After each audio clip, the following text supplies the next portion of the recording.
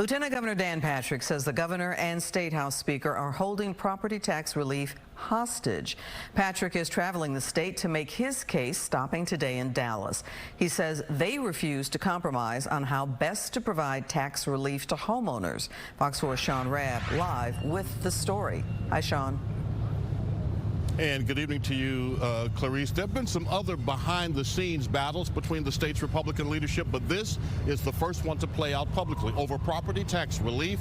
And if you listen to the voices, it's hard to believe they're in the same political party. I never thought I would have to argue with Republicans to look out for the average guy. Lieutenant Governor Dan Patrick taking his argument to the people for the Senate version of property tax relief, which raises the homestead exemption to $100,000 for everyone, versus the House property tax bill that hinges on compression, lowering school district tax rates, and to prove his point, uses the example of the most expensive home in Texas right now for sale at $65 million. That home would get a bigger tax break than average homeowners. $176,000 tax cut under the House plan. And under the House plan, the average Texas homeowner in a $300,000 home gets a $700 tax cut. That's the difference that I and the Senate are fighting for the average Texas homeowner. Patrick says the Senate bill would give homeowners a better break, but Speaker Dade Phelan, the House, and the governor oppose the Senate plan.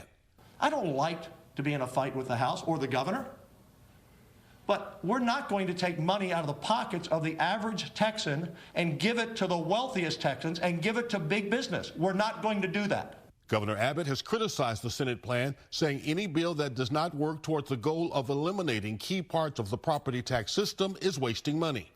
The author of the Senate property tax bill is Houston Republican Paul Bettencourt. And what caught Dan Patrick's attention is that Abbott already vetoed several other Senate bills filed by Bettencourt, including one from Dallas County DA John Creuzot that would increase penalties for gasoline thefts. This is targeted vetoing of bills that have nothing to do with the issue at hand, except Paul Bettencourt is the author of those bills. Sunday is the last day to sign or veto bills. The House passed its own version of property tax reform on the first day of the special session and adjourned. So the House members and Speaker Phelan, they need to get their butts back to work in Austin. There's a Sunday deadline by the governor. You need to get back there. We need to negotiate this bill. Speaker Dade Phelan, through a staffer's email to me, said, quote, "The Texas Senate is the only chamber that has not passed property tax reform in a way that's germane to Governor Abbott's special session call," adding the Senate is the one keeping Texas waiting. We want the $100,000 homestead exemption because it's the biggest tax cut for homeowners. We're not going to back down from that. So, as you hear, Lieutenant Governor Dan Patrick says he's not moving on property tax relief. Dade Phelan says the House has already done its work.